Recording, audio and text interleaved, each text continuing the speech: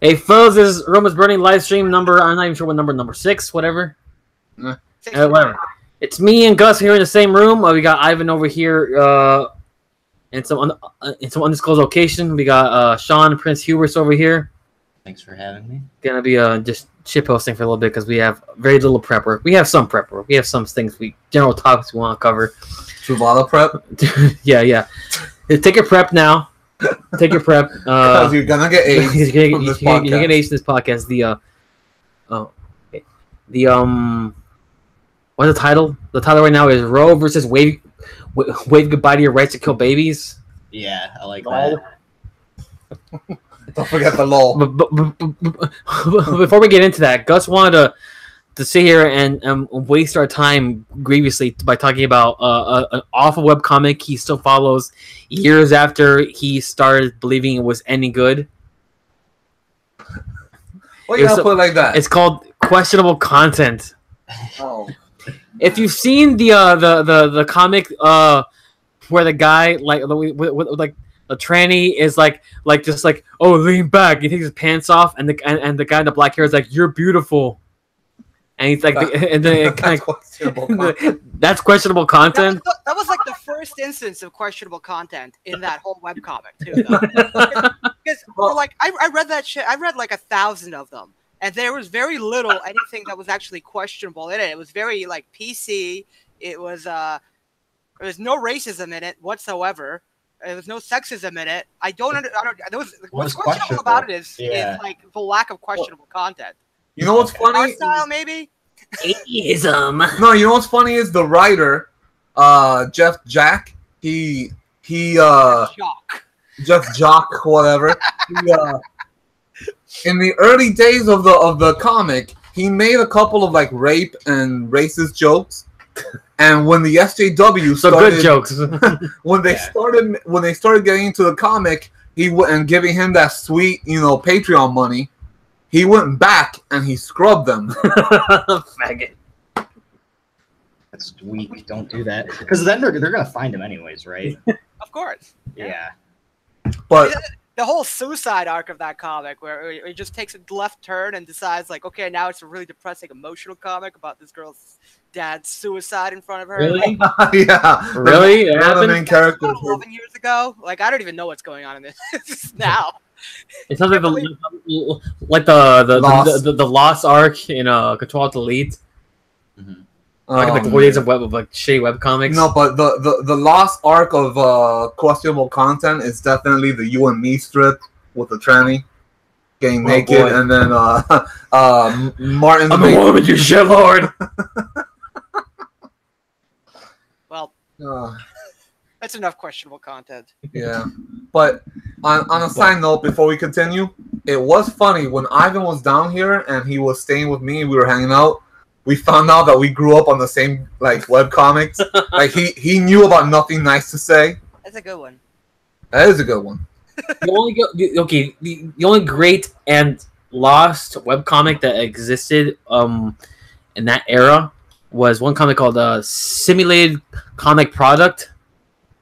It was fantastic. Short-lived strip. It died when the creator realized he couldn't keep it apolitical and he just had a shit post about his trash shit-lit politics. And he killed the entire project. And there's archives are floating around about out there somewhere. But he's disowned it because it's not political enough for him. Like, if you look at his stuff now, I can't remember his name, but it's all just Drumpf. Drumpf posts 24/7. For those of us that are fantasy fans, there's a really good one that I still read to this day called Unsounded. Gay. Anyway. Whatever. It's really good and the art is beautiful. Yeah. So I'm a dick. I recommend it. So anyway, folks, we got to him. He's crabby. I'm crabby today. I'm generally upset as my usual MO. He's crabby because he's broke. It's true. I'm broke. If you're not broke, we're gonna have to kick you. Well, Beardson started paying me, so things are getting good. We're starting to supersize meals, pay rent on time. Oh, supersize McDonald's. What are you? Excuse me, Mr. Rockefeller, but over here in Promise Burning Land, we do have new merch. We have Someone had asked me to make them a long time ago, and I didn't get around to them until like yesterday, which was the Chad pants. Oh yeah, I saw that. Neon green leggings, just like in your favorite Chad memes. We got them there. You want cosplay? Come to the Roman store. If you want cosplay as Chad, find an Ouch shirt or a WoW shirt somewhere else, and get your Chad pants at the romansburning.storenv.com. And we also have the new shirt I made today, also the Repent shirt. That was cool. That was pretty cool. That was a small bit of inspiration. I might buy it today. It took me 10 minutes. But have you seen that poor attempt at Chad Virgin cosplay by these two women? No, what women? I saw a really good one by two dudes. But yeah, the two Asian dudes. Yeah, I was like, fuck, that's good. But there were these two women. That one was Chad, the other was the Virgin, and it's just really poor. Well, look. Women cosplaying is just like they're like it's just an avenue for them to get laid, to get fucked in. So yeah, so they just like buy like some costume that like fits them sort of, and they starve themselves to fit into it, and they go to a con and get laid by a sweaty nerd. That's the MO. That's really sad. Before, I mean, we only used to have Halloween for that type of stuff. Yeah. Every day now it's like every other weekend for these girls. They have they have careers made out of Halloween. It's unreal. It's pretty disgusting. All right. The end. We used to know a girl who did cosplay. America? No, don't say her name. Jeez, man. Trying to get doxxed. Because it's such an uncommon name. They'll find her. The internet hackers will find her. Yeah, dude, they will. But it was just like she was just like ginormously fat girl, and dude, she not only would do like cosplay that didn't fit her physically, but she would do cosplay that wouldn't fit her as far as gender goes. So she would like cosplay like Fat Vash the Stampede. Fash. Thatch the Stampede. So it's kind of fitting, like Stampede, Fat Girl. She's a heifer. What the hell was okay? So what I want to talk about, I guess, is the current hubbub, the current like Kvetch Fest is that shitlibs think that the rights to slaughter the unborn is in dire straits.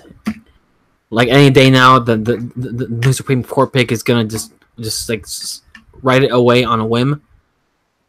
And I really think, and people are doing it, so it's not like it's just like a command being sought out into space here.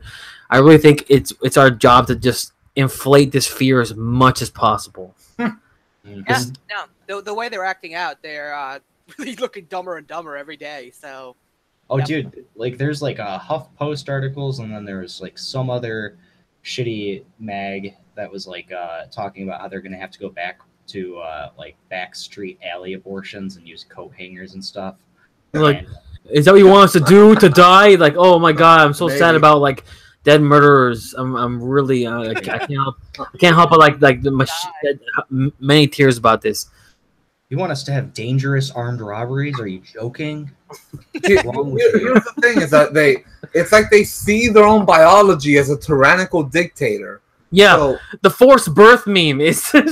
Yeah, I can't believe this meme is getting any steam at all. The forced birth, like you're forcing us to have birth. Like no one told you to fuck. In fact, we told you not to. No one told. You did this all by yourself. Like the forced birth meme is the most like hilariously out of nowhere freaking meme is. That's my fetish. Maybe you should have fucked Chad because the green leggings fit him so well, you know. But he did. And that's what happened. It happened at the end.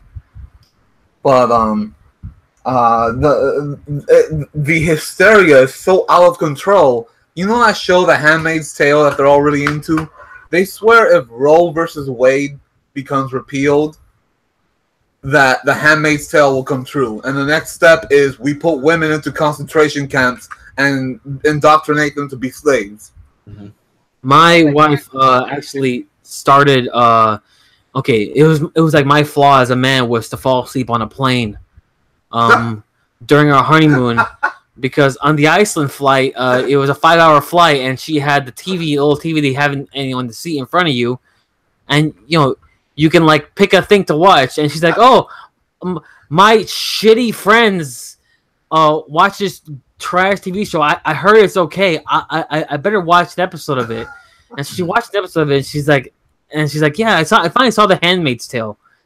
I was like, It's so realistic, right? No. Thankfully, she was not like bought and sold by this fucking shit tier propaganda. But I have some questions about it actually. She watched like 3 episodes of it, and as someone who read the book in high school, he was told to read that book in high school. The book's that old? Dude, the book's in the 70s. Oh, I didn't realize. Huh. But okay, here's the thing. Like, imagine you have like a woman who's like 20 years past menopause, and she's like really jealous of her slutty daughter, and she's like really scared about the theocracy that's coming down to knock her door. 2 days from now, definitely for sure, it's happening. That woman writes like a fetish novel about her getting raped because she's just so hot and everyone wants her. I knew it. I fucking knew it. That's the entire fucking book. That book is like, okay, like there's no way it was gonna do this well and be like that much of a hit, because like I figured it was just gonna be like a weirder version of 50 Shades of Grey. It's so All right, bizarre. I have a question. All right, did you watch any of the show? No. I saw like 10 minutes of it over my wife's shoulders reading in front of me. As far as I remember, in the book, it's only the elites who have like the hordes of women that they like stack on top of their like infertile wives. Yes. They mandate so you can fuck 2 women at once by fucking the woman on top. It doesn't make any sense. Why wouldn't the elite guys just have the fertile wife? But what about the like regular dudes? Like, what is it? Is it like a class of incels? Because the women are like monopolized in this world. Look, it's written by a woman, so the incels they don't exist. So the incels in this world do not exist to her. No, they're just not even like on the page in any form. Like they do all not the men register are her reality. It's 80-20 rule. It's this more like is a a chat 95 utopia. What? What, Ivan? This is the Chad utopia because like all the virgins are gone, and all the women are monopolized. And, Well, if you monopolize the women, that fixes everything. yeah, that seems like honestly, it seems like a great book. Yeah. Think about it. We should actually institute that system immediately. What we need to do is since 50 Shades of Grey was fan fiction on Twilight, which Twilight is just like a teenage romance thing. It's not really a smut thing. I actually saw the movies because I dated a girl once. That's all I'll say. So Hey, listen, I read the entirety of the first Twilight novel just to know your enemy. I read the entire first book. Yeah, I didn't. I would never read all 3 of the Twilight series just to sleep with. It's like $5 too. That's something that I would never do ever in my life. It's like 5 books, and they're like door stoppers. Oh, I know. That's why I would never do that. Also, Team Jacob, by the way, he got fucked. But anyways, so the 50 Shades was like a spin-off of that. It was like on some it was a fan blog. So what we should do, not me because I can't write or read, but somebody should do like a fanfic spin-off of like The Handmaid's Tale. But just completely turn it into like what we want. I have like 3/4 of I have like 3/4 of a literature degree, so I can do this. I have a very sharp camera, so I could do this. Oh boy, like we can make like Robert's Burning presents Handmaid's Tale fan fiction. Yeah. I got a 4K camera. We could do this. I think that would do well. But here's the thing, like the stuff we can think of is nowhere near as like bizarrely perverse as the people who kind of like dream this stuff up is. because they like it's real. Thank God I do not have any friends or friends of friends that are even like remotely in that sort of camp. But I know people who get really wrapped up in this bullshit, and like they really believe that that kind of world is like just around the corner. Like we're just one less dead baby away from state mandated threesomes. Right. Like that's right about to happen. It's it's a sort of like it's like self-willed madness I cannot grasp. I do know somebody like that. It's the sister of a mutual friend of ours. I don't want to dox her clearly. Name the say the first letter of the mutual friend. S.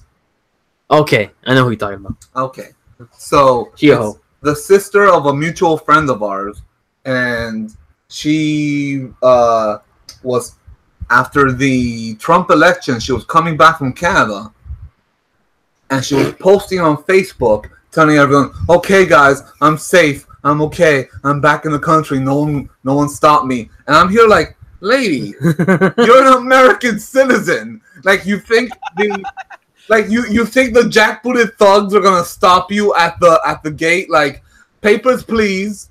On the way to Toronto. She's Hispanic.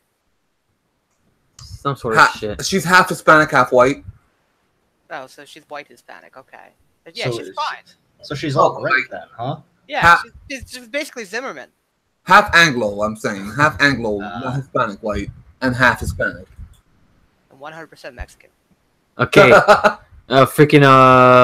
Hubris just sent us this Breitbart article. Planned Parenthood. Protect #freedom to fuck. Protect our right to safely fuck whoever the fuck we want. Don't read by texting. Right? We have that right? Dude. We're gonna deport all the sex havers and fornicators. They're done. Oh God willing, that freaking happens. But here's the thing, man. Planned Parenthood monetizes. Okay, it encourages a sexually licentious culture, so they can profit off the things you need to handle the consequences of such a culture, whether it be abortions, birth control, STD meds, condoms, whatever. That's literally their business plan, is to make everyone as slutty and degenerate as possible. Mm-hmm. So they can make money off of these people. That's a commodity. That's mine. Oh, sorry. Oops. I stole Gus's beer. You need a burr? No, I'm almost over. Yes. I mean, it's a burr. Okay, so. But not because of the beer. I just forgot what my point was. I wish we had a webcam on here so we can have some action of us swapping beers by accident. But oh, and yeah, here's the thing: is that they lie about how they handle all this women's health care, and all they do is refer you to actual doctors. Or they like literally run cover for like child sex traffickers and underage prostitutes. But I have let's call her a quote, a sister-in-law. my cunt feminist of a sister-in-law. Oh boy, no doxing involved here. I don't give a shit about her. Box ring sister-in-law. Please. She lives at Northwest 106. Don't actually do it right now. Let someone else do it. She's not like full SJW. Thank God I have no like close family members or like full SJW, but she's like half SJW. You know, she's like feminist, like right before the SJW shit really hit in like 2016, 2014 about. Like that kind of feminist, like right before then. But you know, it's enough. She has it strong enough that it's like a problem, you know. Mm-hmm. And so she dude, fuck, she shows so hard for all this fucking trash. And her, okay, this is something that we definitely gotta talk about, Gus. Is it's not just the soy boys, like the single soy boys who like lust after female attention. It's the ones who have already gained female attention because her husband is a dude who's A soy boy. a soy boy. He owns a Switch. He's always on his phone. He's ultimate bug man. Like today, I'm helping him put up shutters in his house. He doesn't know how to work a power drill. Like he gets bits mixed up. He doesn't know how to like be useful in anything that isn't just like screen related.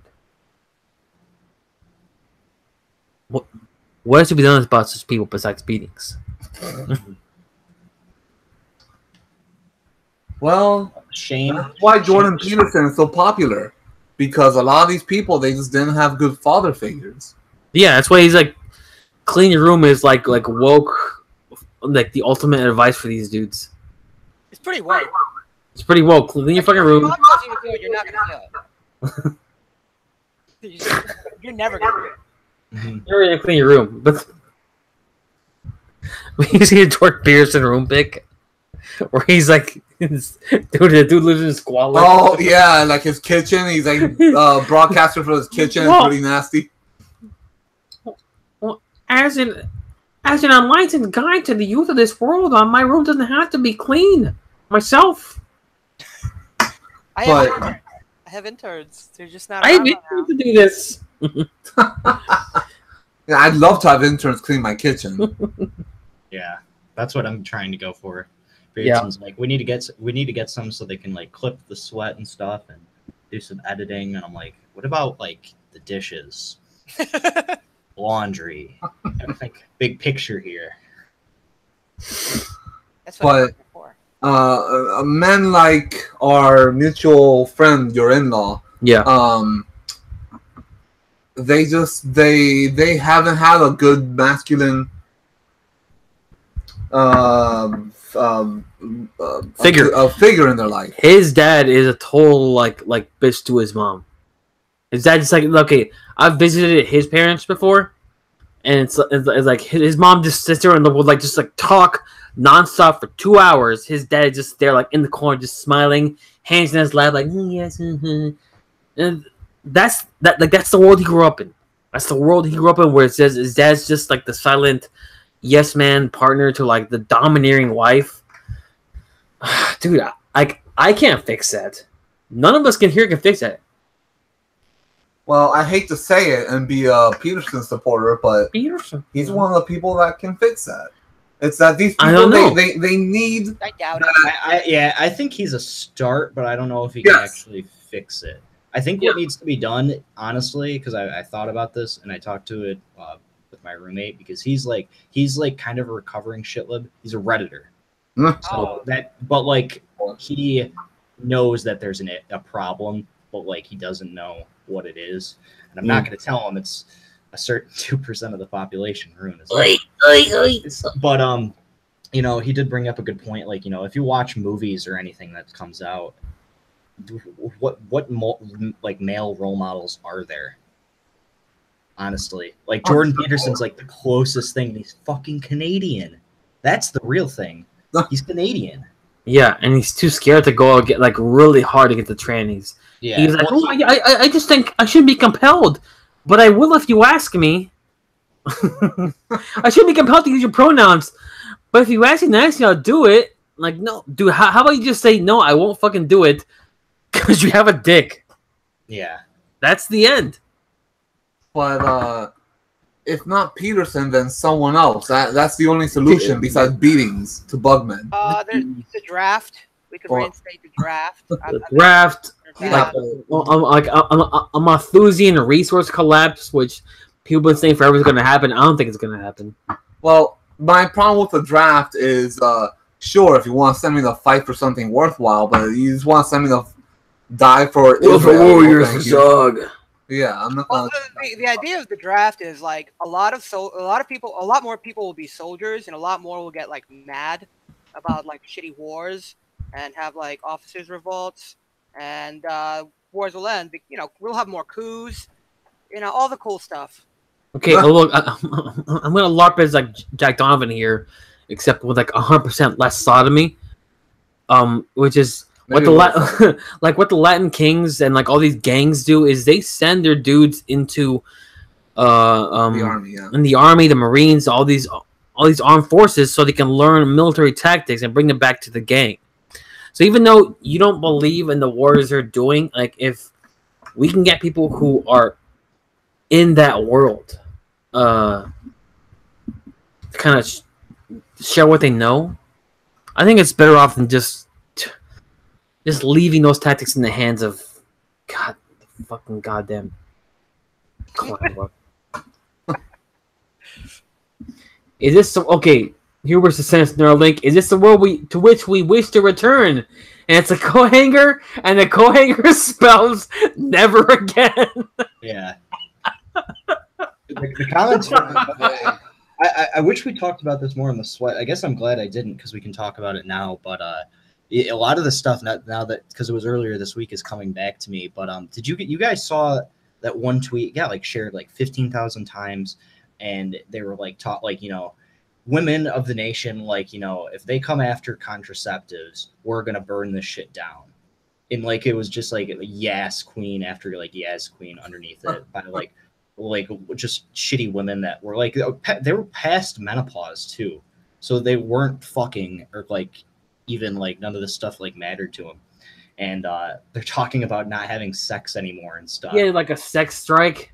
Yeah, like the best like so that's what we just need to keep doing is like reinforcing that because like yeah, we're gonna get rid of contraceptions and stuff to prove you lessons like, oh, if you do that, we're gonna stop having sex, we're gonna be abstinent, and it's like, God, please. Okay. It's not that hard, it's pretty nice.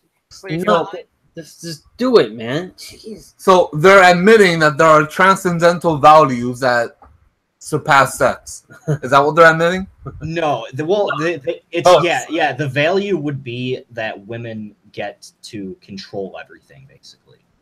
And they're like, we which is smart. They're like, we got this power. We need to fucking keep it. We can't get rid of this. We know what happened. And the account, like the dude who runs like the Babylon Bee, I'm not sure who they are, but like the past year or so, okay, the Babylon Bee is like a Christian Onion kind of the site.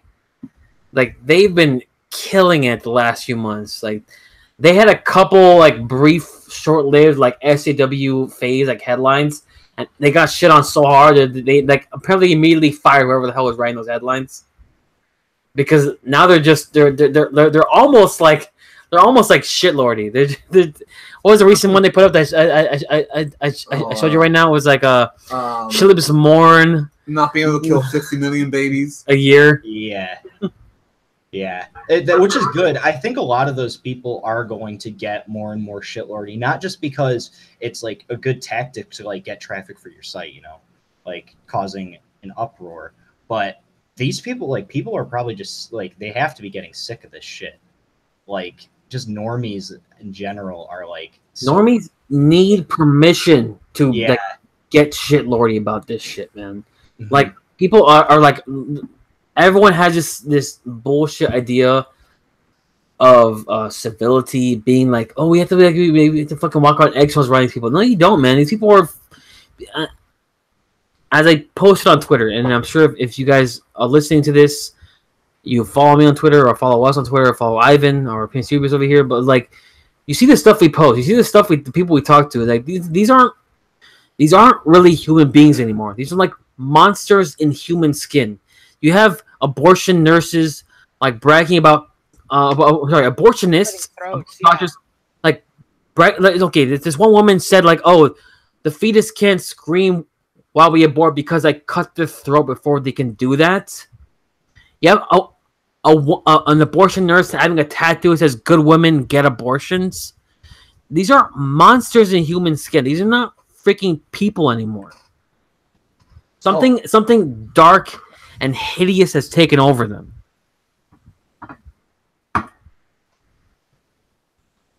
It's literally demons, dude. People don't like it, but that's what it is. It's what it is. There's nothing. natural or political that leads people to this kind of dark, really truly evil space in their life and heart. This is something genuinely demonic. Yeah. You see that guy we were talking to earlier who was like, well, you know, like my mom didn't want me. I was a mistake. So it's like it'd be great if I got aborted. It's like, dude, humans mean nothing. Like, Chemical souls are taking alive anyway. It's like, okay, you're like a victim of abuse, right? Like you're fucked up, dude. That must be pretty common because there was a girl that was like the same scenario where she's like, you know, my mom didn't want me and couldn't get an abortion, and she made like it's really pretty fucked up on the mom's part to just tell your daughter that. Yeah, no, but the worst part is that's the reason why the daughter wanted abortion, because she felt like she didn't belong, and it's like, jeez, why? Man. Like, you know, self-hatred, self-loathing. Yeah, and it's just saying, like well, you know, I was Hereditary. Oh, fuck that movie! God damn it! No, I want to talk about that. I'm gonna fucking have nightmares again. We're talking about abortion, and there's a scene. Spoiler alert! Anyone? Fast forward if you haven't seen the movie. But there's a scene where the broken woman of a mom looks at her son and tells him, "I tried to kill you in the womb by doing all the things that you drink and smoke." Oh god, that movie. Right, Terry. Here's the thing. Okay, look, Hereditary is like, oh my god. But the thing is the movie did not portray the mom as a good person. She was a terrible person. But she told him, "I was trying to save you." That movie is like it belongs in like a Sarah from Rose book in the appendix as like a worst case scenario, right? Because it is like, if you truly know and believe in like something like the demonic, that movie will not leave you like unfreaked out. It freaked me the fuck out. God damn it. Okay, I'm sorry. For 2 days I had to sleep with the TV on. Finally, chiming into the Spurg chat here. They're asking me what movie I'm talking about. Hereditary. If you have a nightlight in your room, you're free to watch the movie. If not, don't watch it. Damn, forget it. But there's some really cool stuff in that movie. Actually, I really liked it. I saw it opening day. I loved it too. I loved it. But it is literally Satanism in that movie. Spoiler alert. It's like hardcore accelerated, like 70s era degenerate Satanism. It's really great. Like that's the sort of stuff they stopped making movies about. Actually, yeah, it's freaking great movie. I love it and hate it because it really freaked me the fuck out. I remember my wife, and she's just there like, oh, it's time to go to bed. I'm like, okay, can you close the bathroom door? And she's like, you close that. I'm like, I don't want to get up from this bed right now. I'm scared. I got a good idea. We should stream that on the full moon at the end of the month. Oh hell yeah, let's do it. Freak ourselves out. Blood moon? The full moon? The blood moon. The blood moon. That's what it's I think that's what it's classified as. I'm not sure what it is. It's like a lunar eclipse. Yeah, that's actually the second one this month. There was one on Thursday too. End of the world coming, boys. Oh dude, for sure. Recently, I don't know if you guys saw that show The Break with Michelle Wolf. Had her marching in like a American flag. It's a Zogflix. Yes. Red, white, and blue outfit going, "God bless abortion." Yeah, if you have a Zogflix account, you know how they get onto your dude. I was okay. Like, I knew that like most media these days is 100% co-opted. Yeah, I knew Netflix was pretty co-opted at the point, but when I really knew it was 100% co-opted was a couple years ago when that show Sense8 came out, which I think was like one of the Wachowskis was involved in it. I think Wachowskis. You know, but on the first episode was or what's the first or second? I don't know. I don't care to know again. But second episode was literally like a black lesbian with a strap on screwing a white tranny in her, in her rot pocket with a rainbow dildo, and they like do a close up on like once they finish, the tranny takes off the rainbow dildo and throws it on the ground, and it's just like dripping with goop. Ugh. And it was I saw this. I was just, oh, dude, like how can you can't watch this and not know you're being propagandized to? Mm-hmm.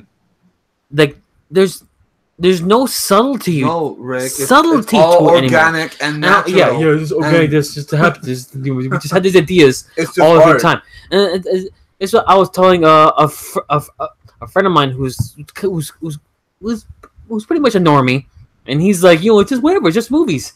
I'm telling him, dude, doesn't it bother you, Isaiah, that every single Everything. Yeah. thing on Netflix has a one viewpoint? Yeah. There's one viewpoint on here. There's not a multiplicity of viewpoints. There's only one viewpoint on here, and it's to make you as much of a disgusting pervert as possible. I'm pretty sure that a lot of that is, the government is involved in that because they have that White Helmets documentary. Yes, Oh, yes. yeah. And now Obama and Michelle bought a share of Netflix. They're gonna have their own show on there, and Oh my God. they're gonna be executive producers on there. So just to bring it back to the Roe versus Wade thing, they just did the salute to abortion thing this week. That was the girl that did that was a Netflix show. I found out. Yeah. That's what I was talking about right now. Michelle Wolf. That's she did this whole cheerleading thing. Yeah, which is insane. Like I know some people like saw that on like just again normies and stuff. Like they see that shit online. I saw it actually. Facebook is a weird thing because like where I live, and a lot of people that I'm still friends with on Facebook, they're pretty apolitical, but they're starting to get, I guess, radicalized, like radical normie terrorists. Just from seeing this shit happen, and their reactions are it's semi hopeful because even the ones that were like, I don't know, just smoke weed all day or degenerates are like, this is what, like, this isn't even funny. Like, how is this, like, why are we like saluting abortion? Like, that's not, like, there's not even a good punchline there. Yeah, or that show Big Mouth, which was like all about like kids fucking. Yeah. All about kids just jerking off. All about like that got a second season. It's like Kid Dicks, the TV show. Yeah, I don't remember anybody liking it, so it's kind of weird. I know one person IRL that thinks it's the funniest thing ever, and guess what? He's a gay white guy. Yeah. Unpredictable. The thing, man, like. How about their new comedy specials, you guys? I have. I will talk about that because that's what I generally like to watch. Is like. If you got okay, here's the thing for the audience, and that generally I've noticed the YouTube audience skews younger. If you guys want to watch an old movie that's kind of woke on the sort of on the media question, not on the full Jewish stuff, but there's a movie called Network.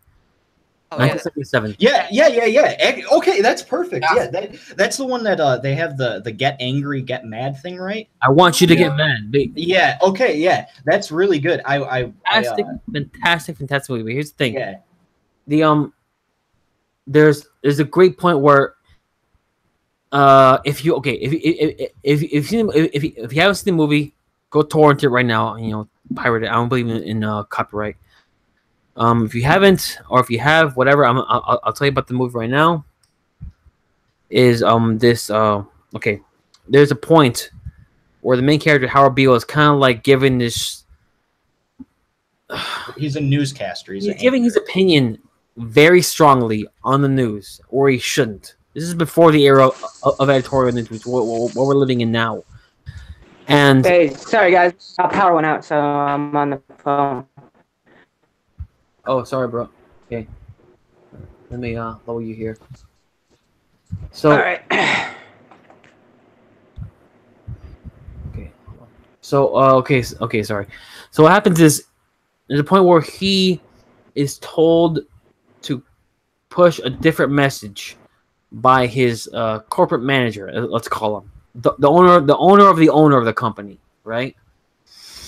And even though the ratings are tanking, the guy's telling him to push his message regardless. And that's what you see a lot in this sort of like new media, SJW media, yada yada yada. You see this sort of thing like, okay, like especially in comics. If you follow the Comicsgate stuff, which I'm sure like no one is following this, like me and a couple other nerds. But like these people like fail upwards. Their comics don't sell. Their SJW trash. They're hyper political trash. But yeah. But they don't sell. But because they piss off the right people, quote right people, and they push the right message, they're given more contracts. They're given more comics to work on. They're given a wider platform. It's not about the sales. That's why when you look at all these shitty movies doing great, but they're awful, but they keep making more of them. It's not about the sales. They don't give a shit if you buy them or not. It's about flooding the culture with a specific message.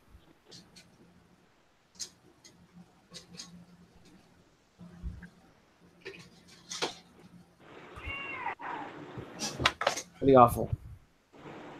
Two orc brands, orc prints are all nice. I'm sorry? I'm reading the Spurg chat over here. No, if you guys should look up because there's a really poignant speech in that Network movie, and it's easy to find on YouTube if you just search like Network Rant or Network Mad as Hell, and it's pretty short. It's like 4 minutes maybe, but I was thinking about it because it's featured in some Chariot song that I was listening to at work, and it's really good. But like, and I was curious to see when the Network came out, because it's one of those things like you were saying, like, you know, I would say the only thing I would disagree with, it's not just the SJW media that's like this now. It's also like, you know, the semi-conservative people like the Paul Joseph Watsons and stuff, like, you know, especially like Ben Shapiro and stuff, like they're very much and Alex Jones especially parroting what he was saying, because he's basically saying a lot of the stuff that's going on now is like, you know, the food's unfit to eat, the air's unfit to breathe, you know, the government's trying to watch everything you do in your house. And I was like, you know, that's something like, I know this is old, but how old is it? Because like this is stuff that you literally, if you open Twitter and scroll 10 seconds, you see that 3 different times. People at the time didn't like the movie because they thought the things it was saying were too outlandish. Yeah, like there's no way this could ever happen, but we see it happen like 10 times a day now. So that way, and that way the movie is dated because we see it, and like Amar and I will see it now and be like, "Oh, what's wrong with that?" But the point is that at the time, this was extremely bizarre. Yeah, but like I was thinking that, like, you know, if this was like a semi-sentiment with people, then like, you know, you'd think you'd see some change. And a lot of people are like you said, even like there's going to be no collapse. And I think now that like these types of things are becoming like so like almost to a boiling point, if there is one, it's probably going to be a lot sooner than people expect. Just because like a lot of people, like, you know, if they've been saying this for decades now, and now we're at like this point, that's kind of something. Like you have because like a lot of people that follow me, they're a lot younger than like me. They're high schoolers basically, and they know how fucked up shit is, and they more or less like just literally don't care. Like they're just like, yeah, it sucks. It's actually awesome, and I'm gonna make racist memes and do shitty things to piss off people. And like, yeah, that's riding the tiger, man. These kids, they are, but and it's a small minority, but they also have to deal with like how long are you in high school? Like for a day, it's like 8 or 9 hours, and they have to deal with like the worst of the worst Gen Z people for 9 hours. And their only escape is like shit posting, and that's not including your teachers, dude. Yeah. So if you get pissed off from if you get a nice cortisol raise from something you read on Twitter, or a shitty headline you come across or something, or an offhand remark, these kids are in the fucking hyperbolic chamber dealing with that type of shit. So they're definitely going to be totally way more fucked up than any of us, but that's probably good for change in the right direction. I hope, like Sean has said like multiple times in Normal's Brain Chat, like I hope Gen Z gasses us all. Forget about it. Yeah. I've Like, said that too. Like, yeah. when Gen Z gasses us all, we'll deserve it. Mhm. When they come knocking on my door, I'll just be like, you know what? Take me. You know what? You kids are all right. I've got a story, a semi about that because I'm doing a public speech course for college. It's my last credit, and then I graduate in August. Very happy, but it's so crazy because like it's just a communications course. As a college dropout, I congratulate you. Yeah. Well, no, mine's like I'm not going for something stupid. It's a program for trades. So once I'm good, I'm already like working in the field too. But once I have my degree, then I'll be happy. But it's a stupid elective that I have to take. It's the only one that was offered in the summer. And I'm like, all right, let's just get it out of the way. It's done. Like, public speaking's pretty easy for me already. Like I do these live streams pretty often and it's not hard to talk to people. Well, I found out my teacher's half Jewish. Very, very, very liberal. Not just like, your typical, like, I guess, like leftist. Like he would probably consider himself a leftist. We've only met 3 times. He's talked about the alt-right. He's talked about how there's literal Nazis in America. There will be no transphobia, racism, or any bigotry in his class. Otherwise, you will fail. And those are just the main points without like going too much into detail. But I feel like I'm really being tested. This is like legitimately because like people always talk about how bad college is, and this is like the first class that I've needed to take that's like outside the program. But holy fuck, if this is like just a sample, like an N1 sample. But if people are taking 3 or 4 of these classes a year, damn, I have to do a couple shots before I go to class just to kind of calm myself. It's freaking rough, dude. Yeah. I can't imagine going to school in this era. I had to drop out because honestly, I couldn't afford to be a broke college student anymore. Yeah. I had shit to pay for, I can't be like, oh, that's what I'm doing on campus being a fucking asshole anymore. So I'm a blue collar guy, and I'm I don't feel ashamed or any bit about it at all. But here's the thing, dude.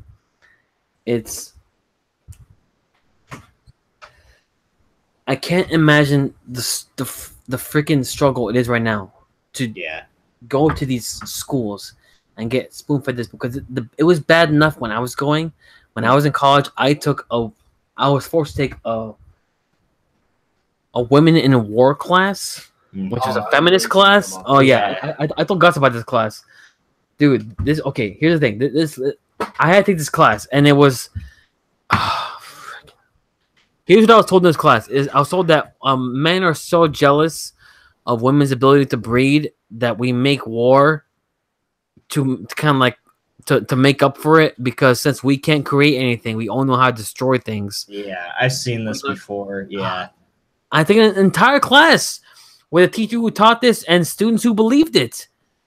And I was like, I can't do this. I cannot go to this class the entirety of this year being taught this trash.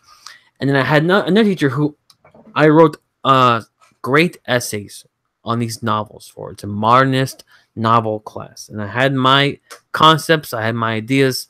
They were not as fully formed as they are now, but they were sort of halfway there. So I had critiques. So I wrote these books, and we did James Joyce, A Portrait of the Artist as a Young Man, The Invisible Man, some other books. I got accused of plagiarism because there's no way I could have written my essays. And at that point, I was like broke as hell, going to all these classes, and I was like, why am I going to these classes? To get accused of plagiarism? Yeah. To like waste money and like get myself in like debt and like sit around my house while everyone else. I can't do this, and so I just left. I'm like, I can't do this. I cannot justify this life to myself. Mm-hmm.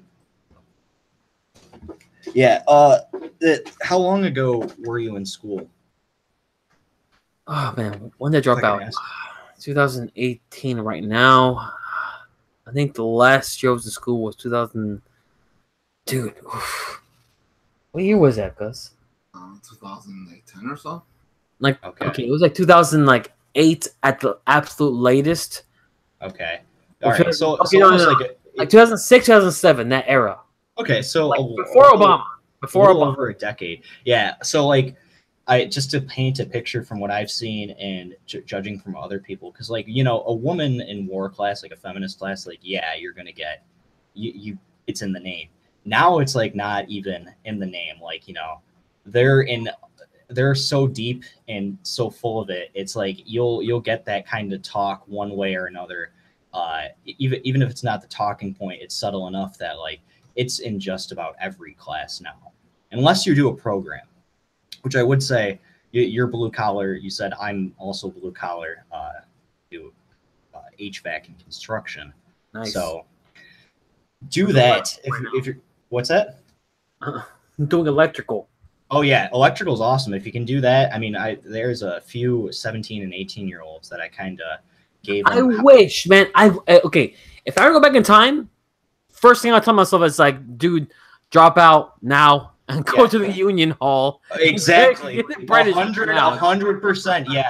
100. Yes, absolutely. That's what I tell kids. Like, see if anybody in your family's in any unions, and you have if your dad's friends of friends or anything like that, see if you know anybody, see if you can get a foot in the door and just immediately start doing that. If you can't do that, try and find a private contractor, electric company, HVAC. I mean, even installing sprinklers. Dude. Find an apprenticeship, and there's kids and it's like, I just I'm working like 28 hours a week at Chipotle. I make $8.35 an hour, and I'm like, dude, quit. Go on Craigslist, find an electrical company. They might just need a driver. They're gonna start you at $15 an hour, and start doing that. If there's any young people watching, if you're in college and you don't know what the fuck you're doing, probably recommend doing that as well. Okay. There's stuff in the Spurg chat over here. We got Postcards to the American Wasteland. That's our good buddy Toilet Law. If you guys remember from the glory days of TRS, back when they were good. His channel is awesome. His stuff is awesome. I love him. I love that man. I did say earlier to him on Twitter that there's Orthodox only on the Romans Burning chat. I do rescind that qualification for him only. He'd be the last guy on the Romans Burning chat, and he'd be not Orthodox, and I won't hold it against him that badly. But we got some other people on here. People saying he already dropped out. He's 19, getting into carpentry. That's awesome. Carpentry is awesome as hell. I would totally go the carpentry angle, but there's no good carpentry apprenticeship centers in my area. There's only like an hour up north. But that's an awesome trade to go into. Trades are where it's at. It's pretty big. I know someone that makes good money at it, but in New York City. Yeah, dude. Yeah. That's the thing with trades, though, is like, I know, because once you start working in them, you meet other people and you start talking to them, and it's like, I'm 26 and I'm easily I'm the youngest guy at my company by almost 3 decades. In all the classes I was taking, the youngest guy there, except the one other guy, or the 2 other kids, which ended up being the professor's sons. So no kids are going into this, and the people that are doing it are unfortunately going to start kind of dropping out here, if you know what I mean. And the other thing too is people that are in trades are very cool. Like if they find out you happen to say something racy online, they're not gonna give a shit. My boss has said stuff that I'm like, dude, you can't say that. And I'm like, wait a second, like, if anybody sends you anything I say, I'm totally fine. But it's very comfy. You're gonna work your ass off. You'll learn a lot, but you could, not to be a dick. I represent myself. I don't represent Rome is Burning. But if you want to see like what working in an office is like, go to Facebook's timeline and see how discontent he is about waking up at 5 a.m. and then going to do nothing all day. That's what's going to be your future if you like kind of become an accountant or something. That comment is 100%. It's 100% Robert Burning endorsed. Okay. He's. I'm sorry, guys. Go ahead. No, back to the kind of the abortion topic. Wait. We're talking about blue. Wait. Before we get back to that, we're talking about blue collar shit here. I'm sorry, Gus. Yeah. But I lost my entire train of thought. So maybe you could just take it over here. Well, good. Here's a article I read a couple days ago that really got to me on LifeSite. Abortion giant Planned Parenthood resorts to F-bombs to bring in money.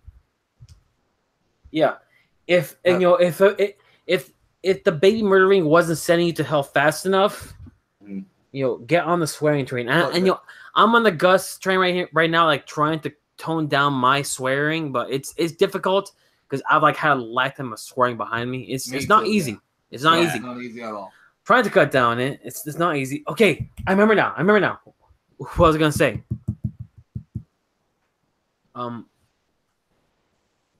Holy crap, my brain is off. Well, let me read quotes from the video so you can see what abortionists are like. F New Yorkers who love to complain, says a young woman walking down a New York City street within seconds of the start of that video. F everyone about to get F by the L train, says a young man. Others quickly take up the mantra. F manspreaders. F subletters. F anyone who can afford their rent. F whoever has a washer dryer in their effing apartment. Just imagine like living your life this butt mad at like the average citizen. Mm-hmm. I cannot live my life that way. Okay, now I remember what I was gonna say, which is, and I say this is okay. Remember, I spoke briefly just right now about the class that I was accused of plagiarizing in. Before accusing me of plagiarizing, he left notes on my essays like, this essay is above and beyond the Call of Duty, or this truly I've never like, he was like, dude, he might as well have been jizzing right onto my essays because he was giving me compliments I had never heard before. And he was like, I've never read anything this great. Honestly, it makes me suspicious. I was like, what? And then the one after that was like, come see me after class. He was trying to accuse me of not writing them myself.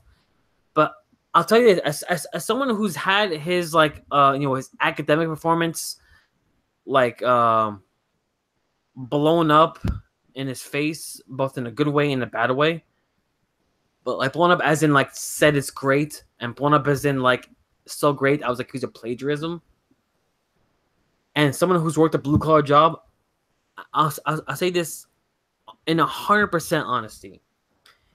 I find greater satisfaction in life being useful than being smart.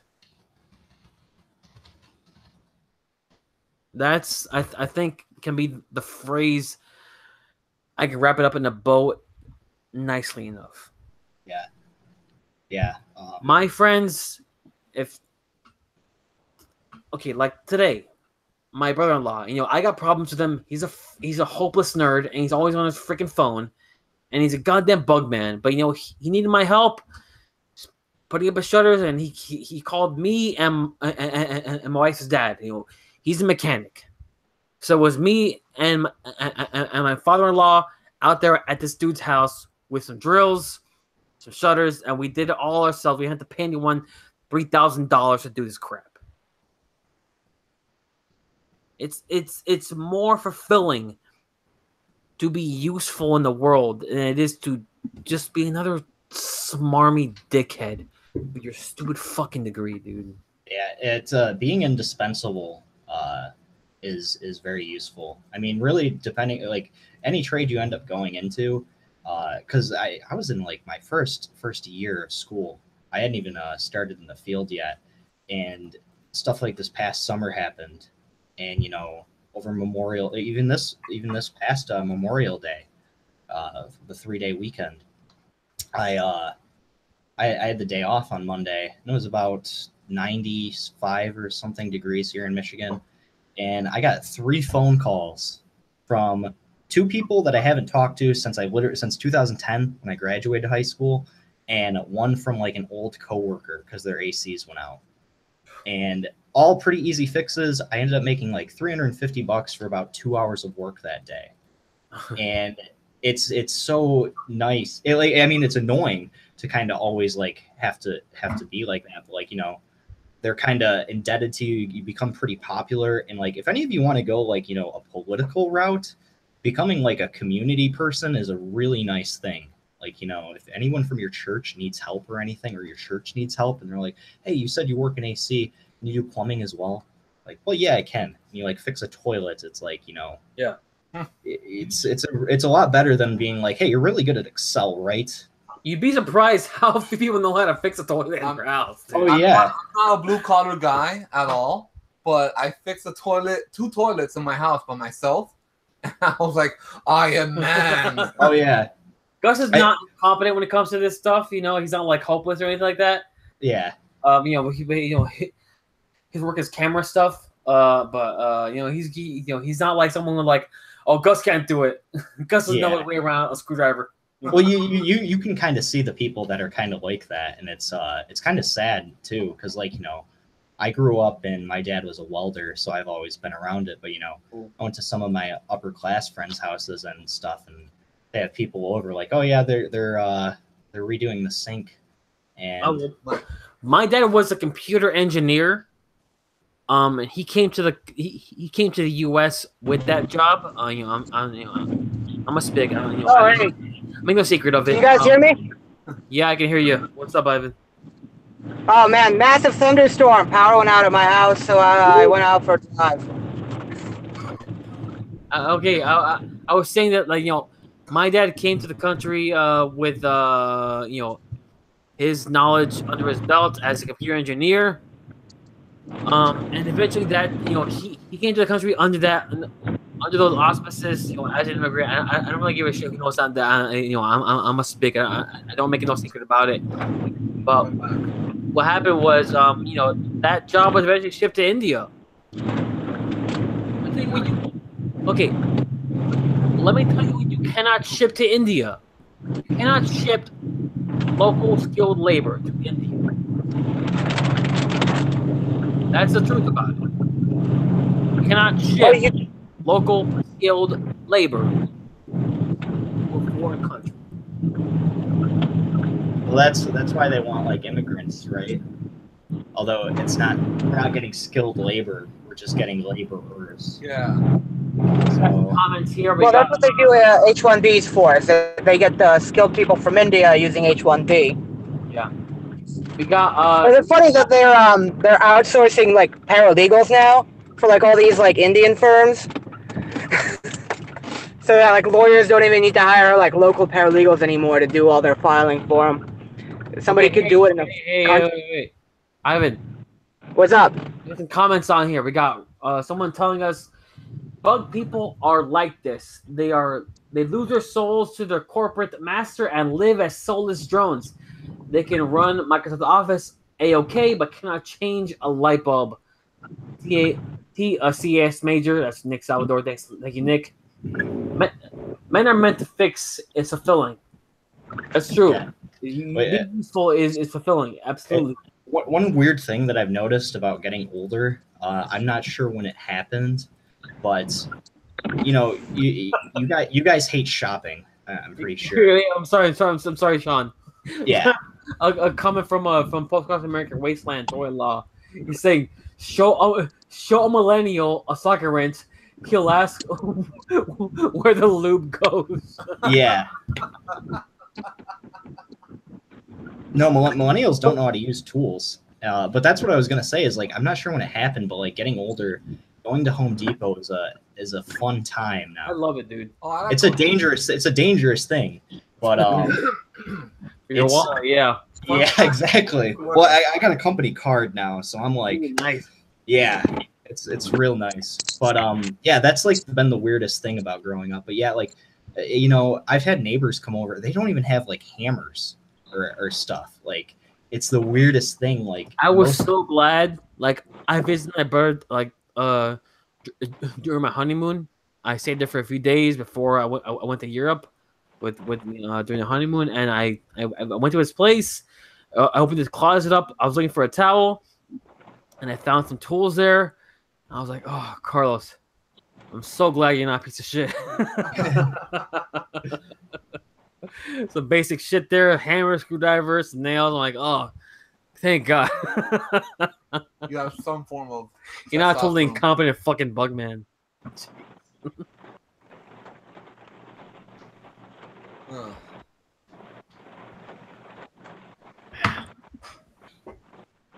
So what did I miss? I was gone for like half an hour. We're talking about all kinds of shit, man. Oh my God. Talking about abortion at all. Yeah, we've basically devolved into a 31-year-old boomer posting. Hell yeah. You know, I was describing this meme to my friends, and they were like, "Wait, aren't you the 31-year-old boomer then?" Like, Yeah. It's like, yeah, you know that's me. I'm a 34-year-old boomer. I'm 33. Same age as the Lord. I'm the 34-year-old boomer. I'm only 27. You're what? I'm only 27, but you know I'm already that meme. Mow the lawn, like monster. Get out of here, youngster. That's all it is, really. Yeah. Me and Gus have been around a long time. Too long. Yeah, 30's old. 30's old. Yeah, or like hippie era now at this point where you can't trust anyone over 25. Anyone over 25 is a boomer. You're over 25, you're a boomer. So me and Gus are boomers for sure. It's something that Mako from Mako Horror Show on Twitter and on YouTube. If you can look that up, it's a great channel, great show. She talked about how like the discrepancy in like the old Common Filth fan base is like there's no there's like a sharp line. There's like teenagers, they're like 30-year-olds and up. Well, if you're a comic fan and you turn 20, you just skip over all your 20 and you go straight to 30. Yeah, right. The Common Filth fans are all just like just instantly degenerates 10 years. You know that's what you get for reading sequential media. That's what you deserve. No. Not comic fan. I said Common Filth fans. Oh yeah. God. No. All the Common Filth fans are all like in their teens or their 30s. Like they're in their dads. That's it. They're all like 12-year-olds from the Midwest. I'm pretty sure. Yeah, that seems to be a commonality. I don't know what it is about this hellhole, but yeah, I got on the Common Filth bus too late, but he was right.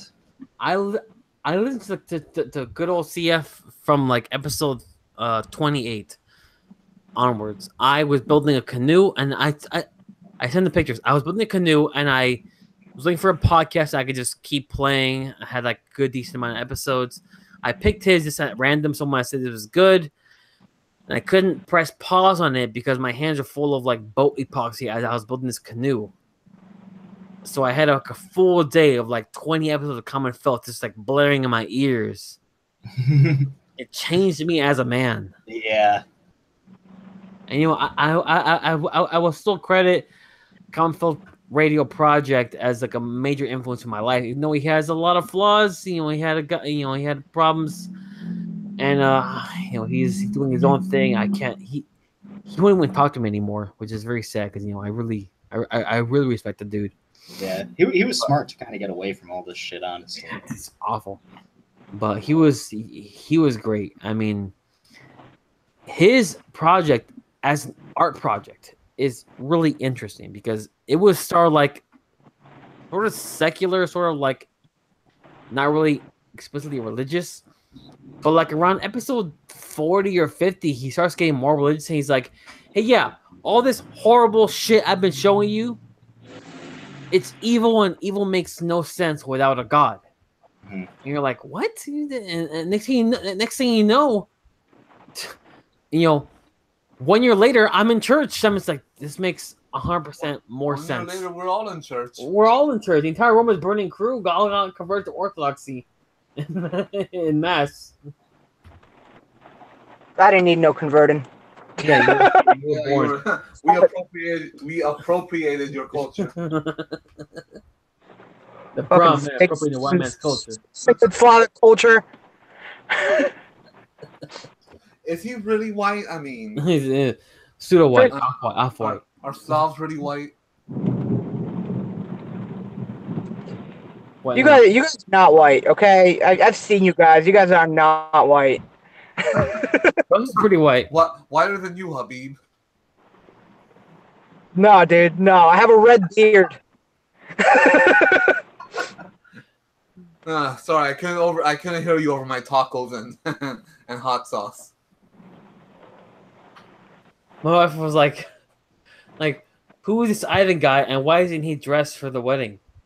I told him, listen. Ivan does what he wants. This man is a force of nature. Like, you know what? Present at this That's event. what took me to fucking Goodwill.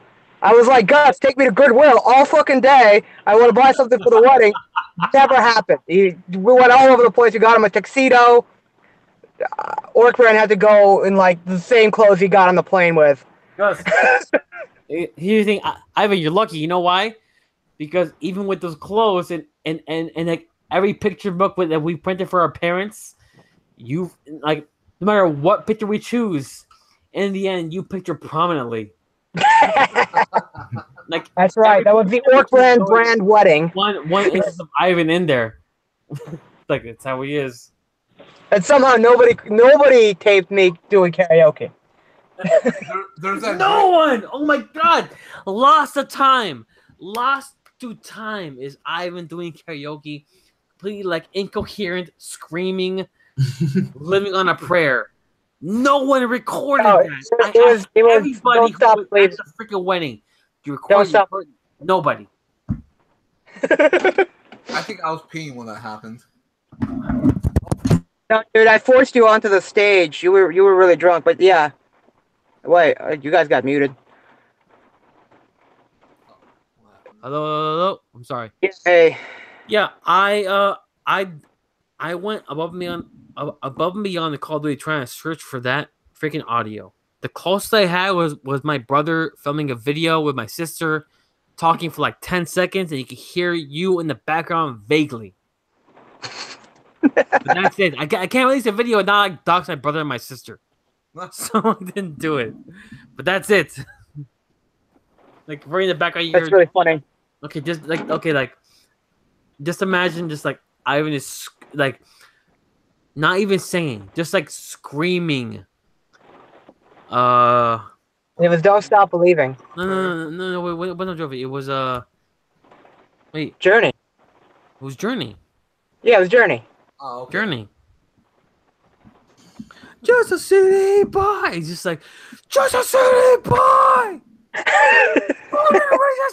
right. You know, but like, this is I did this at my first law job, like my first serious job in immigration law, and within the first week of me getting hired, there was Chinese New Year, and we did a lot of Chinese immigration, so we had like a Chinese themed outing, and they brought a karaoke guy in.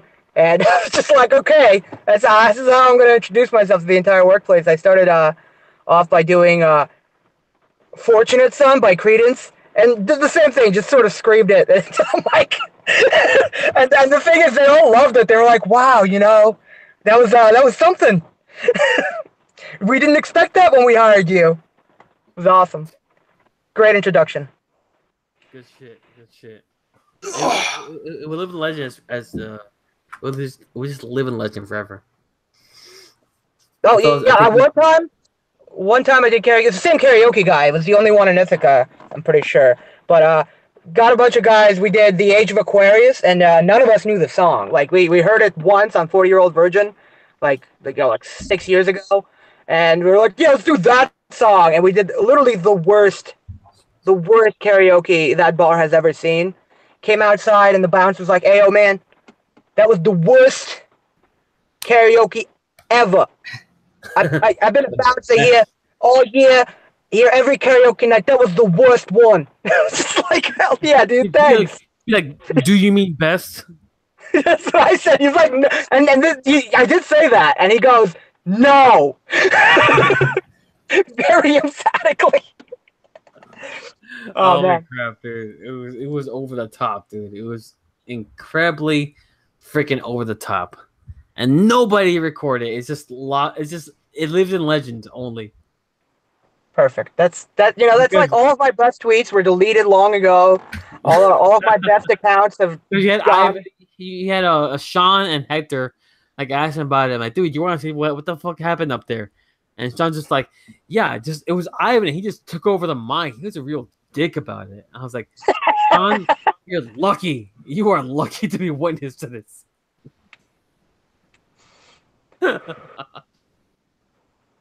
Good shit. Gus is getting some more whiskey right now. I'm sorry, folks. Let's get some of the Spurk chat over here. We got Gus, I need a wedding gift and a suit. Take me to Goodwill. Never changed, boys. Yeah, that was pretty much it. That was my entire wedding experience. The night before of the wedding, I was supposed to have me and the boys in the hotel room. I had 2 beds and plenty of floor space for dudes who had sleeping bags, whatever. And nobody showed up because for some reason nobody checked the freaking chat I set up just for wedding stuff, just for the guys in town for the wedding. Nobody checked it. So I had you, Ivan, Dustin, Gus, Hector, freaking everybody. just checking on. So I so the night before my wedding, where I need my boys there, I need my freaking my dudes there. They're just MIA. I'm just there in the hotel room by myself. My brother was there briefly. He's like, "Hey, I gotta go later." Dipped out, and so I just there alone. Thanks, bro. You know what we did that night? We watched Russian fighting on YouTube.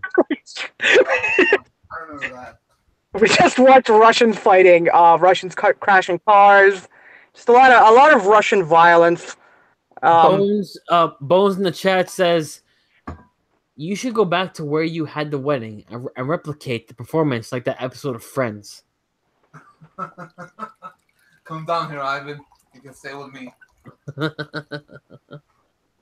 I don't know. Well, the second meetup is in the works now. Yeah, you guys are having that when I'm at school. Like, wait. Careful! Don't say details about it. Okay. Profound. Just likely will not be there. That's what I'm saying. I have to go to school. I started going back to school like a fucking retard. Yeah, I know. I'm gonna be a lawyer for all the fucking autists of the internet. That's gonna be. I'm gonna have a Patreon, and you're gonna send me money for legal advice. I work with lawyers all day, man. They're miserable people. Yeah, they're not me though. They don't have fun like I do. Good argument. One of the lawyers at my job joined our Magic the Gathering crew. So we're like, we smoke weed with him now. I'm trying. Okay. Me and the wife are trying to start up a new D&D crew. We had again. We had a good crew a while ago. I'll try. Here's the thing. The last group we had, the dude, his name was Nick, and he was a huge bitch. What did he do? He didn't like any right-wing politics in his life. So when I introduced like basic level, like Holocaust questioning, he couldn't handle it. Just throw that in the D&D game, you know, like the genocide probably didn't happen, you know. Here's the thing: it wasn't even in the game. It was like we're just chilling out, and I didn't give him like the heavy shit. I was like, you know, maybe just Hitler wasn't like the cartoonish villain everyone thinks he is. You know, maybe he had a reason. Like I'm saying, maybe he wasn't as cartoonishly evil as you think. Bam! Stop talking to me. Stop staying at my house. Tells his girlfriend to stop calling my wife back. She's texting her. No, and a complete shutdown. I was like, dude, stop being a little bitch. And he's like, I don't want this kind of people in my life. Dude, you're such a coward. Yay. I live my life with you people in my life every day. You can't handle one opinion. You know what's funny is I find that like if I give like I have some Jewish friends and like I give these opinions on it and they just find them amusing. You know, they don't even care. I used to get like really drunk and tell like you know, roommates with a Jewish guy. I'd be like, you know what, man? Israel's the real Nazis. just start going off on that, and he's just like smiling and nodding the entire time. It's like, I'm not so sure I agree. And Parrot Aurelian like laughing at the idea of like basically the Holocaust questioning, but like yeah, it's like okay, basic shit. Like okay, maybe it wasn't 6 million, maybe it was just a little bit less. But oh my god, already saying that, like. Well, that one's like, fun. They did change the numbers many times. It used to be like 1.5, you know, like a reasonable figure. But like 1.5 died in the camps. If you say it may have been a little bit less, you might as well have gassed a Jew yourself. That's it. And you'd be the first too. Be the first one to gas a Jew all by yourself. But then talk about the 60 million dead kids in America per year. Yeah. There's a couple maybe we should change like strategies, and instead of like, you know, denying the Holocaust, just start like really inflating the numbers. You know, like 20 million Jews died in the Holocaust. Can you fucking believe that? Like 20 million. 20,000. All of Europe at the time, but 20 million died in the Holocaust. They kept finding them. Every Jew died in the Holocaust. All Jews. There are no Jews anymore. All these Jews are fake. They're all. The only Jews left are black. Yeah.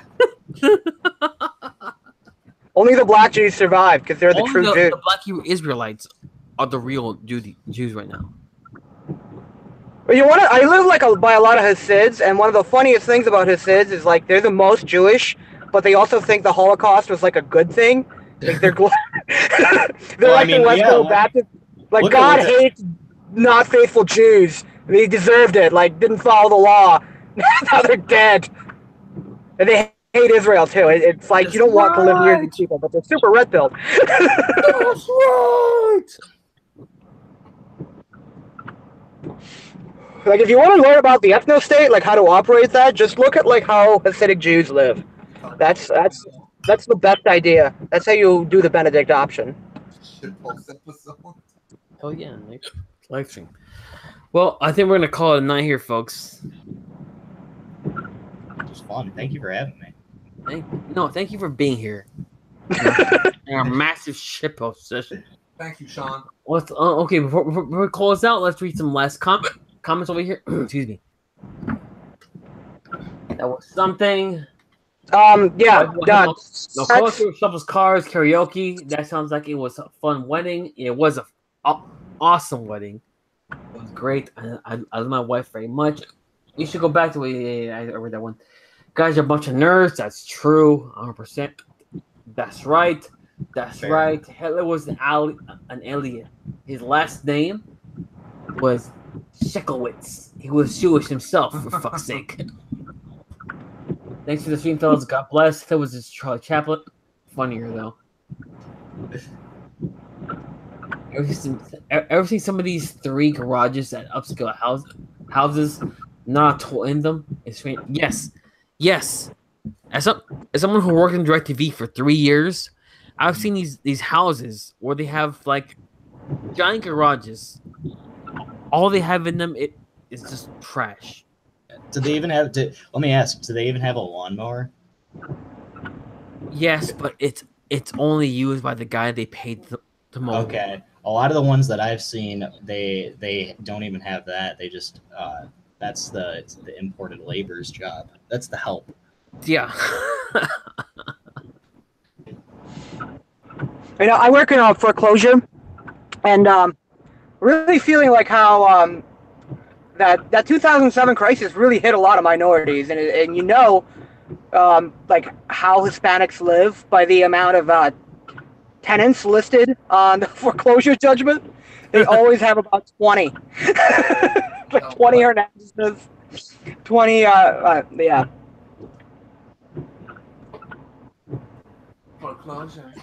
Foreclosure. Oh, terrible business. Don't get into it. But booming. Foreclosure business is booming in New York. Yeah, boom. Everybody's leaving, and all the houses are for sale for like $100 if you go to the auction. There is a passage in the Turner Diaries where they take over an entire part of Detroit by buying all these sub-tier, like $5 houses. Yeah, you could do that in Newburgh. The houses are actually free. All you have to do is pay the back taxes on them. You can still do that in Detroit. There's like entire city blocks for sale. Yeah, and they're like mansions too. Like if you fix those houses up, they're nice. They're on the waterfront and everything. You're surrounded by Hindus. Yeah. There's no piping in them or anything. All that's been stolen. Here's the thing, in the book, they buy these things, they fix them up, and then they kill everyone in the neighborhood.